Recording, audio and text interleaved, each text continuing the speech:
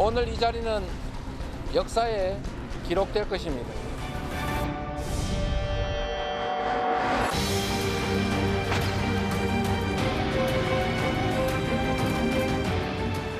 국민들께서 진짜로 궁금해하시는 거는 민주당이 말씀하시는 깡패 잡아오는 배우가 아니라 깡패 배우일 거라고 저는 생각합니다.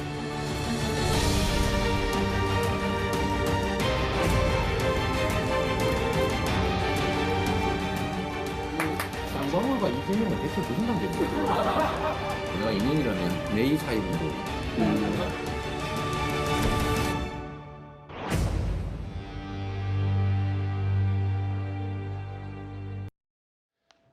예, 오늘 뉴스탑10은 바로 여기부터입니다. 3위, 5위부터 바로 살펴볼까요?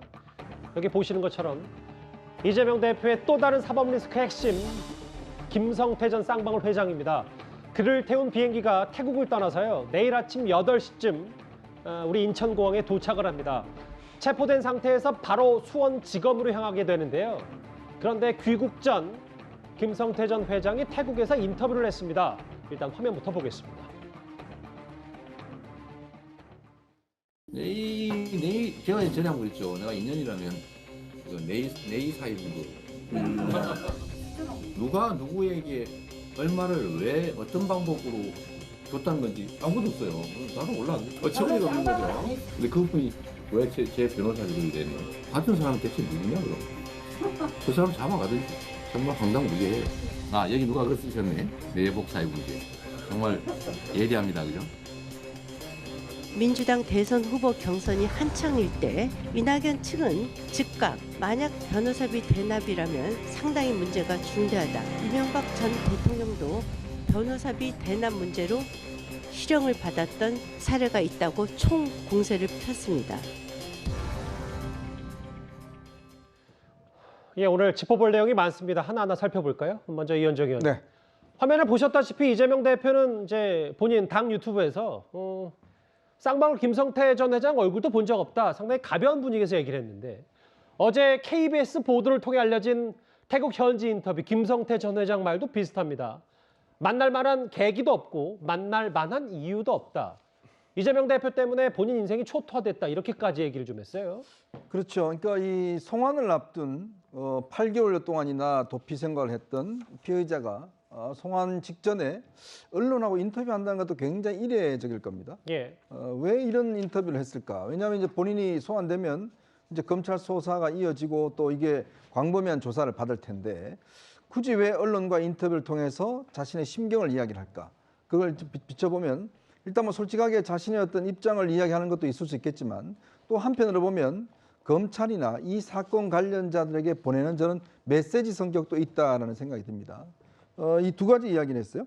이재명 대표와는 전혀 알지 못하는 사이다. 근데 이재명 대표가 내 인생을 망쳤다. 이런 이야기를 했습니다. 그렇다면 이 두 이야기의 상관관계는 어떻게 있을까라는 측면이 있는 거거든요. 근데 김성태 지금 전 회장이 이재명 대표와 전혀 관계가 없다고 이야기를 하지만 그러나 이재명 대표가 경기도 지사 시절에 본인이 그 아태평화협회 그 스폰서를 해서 그 행사도 개최했지 않습니까? 그 대북단체 말씀하시는 그렇죠. 거죠? 대북단체에다가 돈을 기부를 해서 그 행사도 했고 또 이재명 대표의 같이 밑에 있던 이화영 평화부지사를 통해서 실제로 대북 사업을 추진했고 그들과 함께 중국으로까지 가서 회의도 했지 않습니까? 자, 그런데 그런 사람이라면 전혀 연관이 없다라고 이야기하기에는 무리가 있는 거죠. 왜냐? 당시의 행사가 이재명 대표 측에서 경기도 도의회에서 행사 지원을 거부를 했습니다. 그러니까 이 돈이 없어서 행사를 못 치르는 상황이었어요. 자, 그때 바로 이 김성태 전 회장이 이 돈을 갖다가 대줘서 행사를 치렀거든요. 당시 아시겠지만 이재명 대표, 당시 이해찬 전 대표 등등이 해서 굉장히 크게 경기도가 독자적으로 대북 사업을 하는 그런 행사였습니다. 예. 자, 그런데 어디서 돈이 지원됐는지 아무것도 모르면서 본인이 저 행사를 했다라고 이야기할 수 있을까요? 예. 유능하다는 이재명 대표가?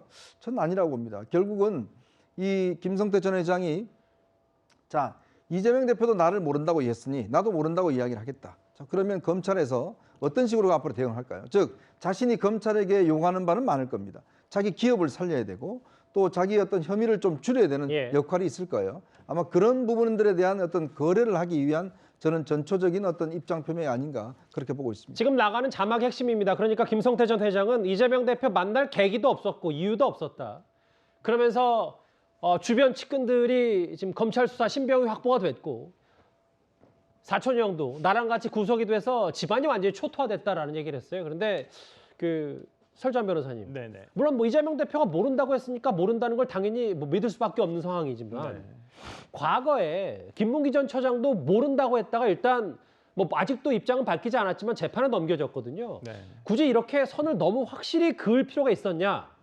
뭐 야당 내부에서도 이런 얘기는 좀 있는 것 같아요. 글쎄요.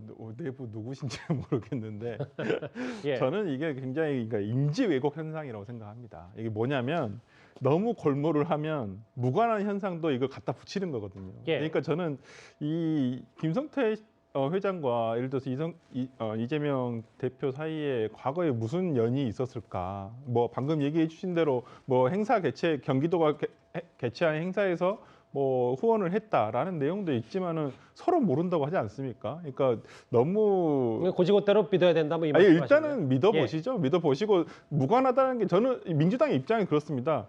그 김성태 전 회장이 좀 빨리 들어와서 예. 최대한 빨리 신속하게 수사를 받아서 이재명 당대표가 정말 무관하다는 것이 빨리 입증됐으면 하는 게 아마 민주당의 거의 대부분의 아마 생각이 아닐까 싶습니다. 그러니까 내일 들어오니까 네네네. 어떤 식으로든 결론은 날 테고 뭐 두 맞습니다. 사람이 서로 모른다고 하는 거니까 일단 그걸 있는 그대로 받아들이는 게 맞다 이렇게 네네. 말씀하셨어요. 네. 예.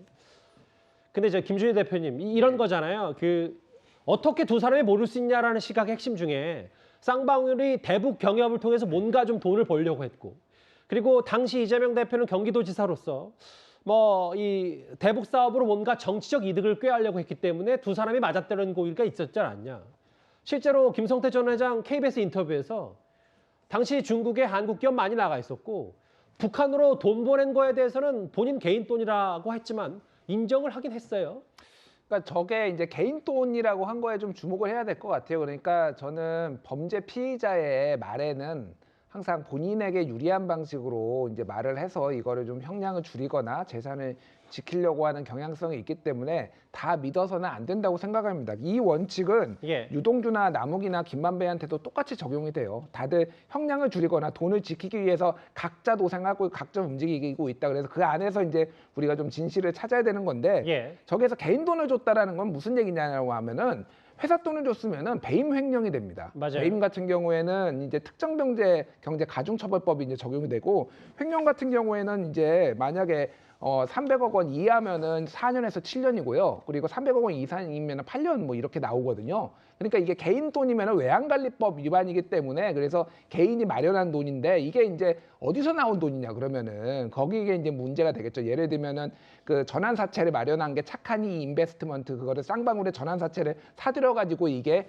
김성태 전 회장한테 상당히 이익으로 갔다라는 게 이제 검찰에 밝혀낸 내용인데 예. 이거를 그러면 개인 돈으로 볼 것이냐 아니면 회사에 손해를 끼친 것으로 볼 것이냐 뭐 이런 거에 따라서 상당히 이제 달라질 수 있다라고 봅니다. 그리고 예. 뭐 이재명 대표에 대해서 아느냐 모르느냐는 절로 저는 중요하지 않다라고 봅니다. 중요한 예. 거는 어쨌든 범죄가 이게 이 김성태 회장이 저지른 범죄가 이재명 대표하고 실질적으로 연관이 되는지 그리고 그거를 검찰이 수사로 밝혀낼 수 있는지가 핵심이지 예. 누구나 다 불리하거나 그러면 모른다고 할 수도 있고 예. 그거에 대해서는 우리가 지금 너무 많은 가치를 두고 지금 집중할 만한 사안은 아니라고 개인적으로 근데 왜냐하면 제가 또 아까 각자 그 질문 드린 이유가 이 대장동 의혹 관련해서 초과이익 환수 제도와 관련한 그 김문기 전 처장을 아냐 모르냐로 이미 재판에 넘겨졌기 때문에 그 부분도 또 그렇게 무게가 없지 않냐 뭐 이런 얘기를 좀 하고 싶어서였습니다.